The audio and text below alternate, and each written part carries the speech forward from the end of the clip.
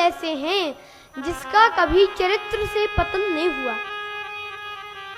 एक बार रावण कुंभकर्ण के पास पहुंचा तो कुंभकर्ण ने कहा कि लंकापति, आज तुम बड़े उदास दिख रहे हो। तुम चिंतित आज दशानन क्यों?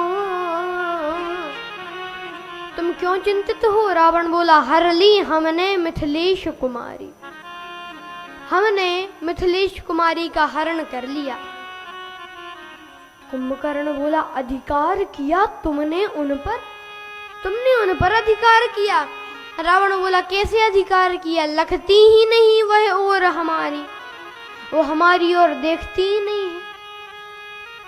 अच्छा, तो जैसे साधु का वेश धारण करके हरण कर लाए तो राम जी का रूप धारण कर कर अधिकार पा लेते। तब राघव ही ना बने तुम क्यों? रावण बोला, इसमें हमको भय भैरव भारी क्यों? जब राघव रूप लगा बनने तब मातु समान लगी पर नारी। जब मैं राम जी का रूप धारण किया मैंने तो मेरे मन से तो वासना चली ही गई। मुझे दूसरी की नारी माता के समान दिखने लगी तो बैरव राम बड़ाई करहीं। राम जी के शत्रु भी उनकी बड़ाई करते हैं। एक दिन जब राम जी का और रावण का युद्ध चल रहा था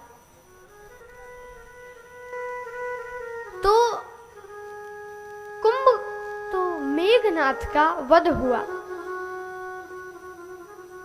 तो मेघनाथ की पत्नी सुलोचना रावण के पास आई और कहा कि पिताश्री, अगर आपकी आज्ञा हो तो मैं अपने पति का शव रामादल से ले आऊं।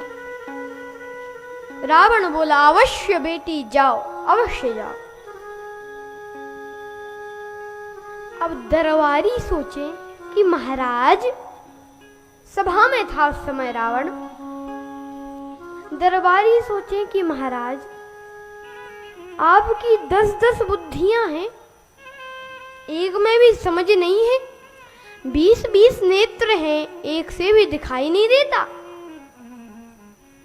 कहा क्यों? कहा अभी आपका और उनका युद्ध चल रहा है, आपका और राम जी का, तो ऐसे में आप सुलोचना को भेज रहे हैं, क्या पता वे सुलोचना को बंदी बना ले और कहें कि तुम सीता जी को लौटा दो। राम जी कहें कि तुम सीता जी को लौटाओ तो हम सुलोचना को लौटा देंगे। तो ऐसे में आप सुलोचना को क्यों जाने दे रहे हैं? तो रावण मुस्कुरा कर बोला कि दरबारियों, कितने ना समझ हो। क्यों? राम ऐसा नहीं कर सकते। क्यों नहीं कर सकते? जब आपने उनकी पत्नी का हरण किया है तो वे भी तो सुलोचना को बंदी बना सकते हैं। रावण बोला, इसलिए क्योंकि ये काम रावण का है, ये काम राम का नहीं है।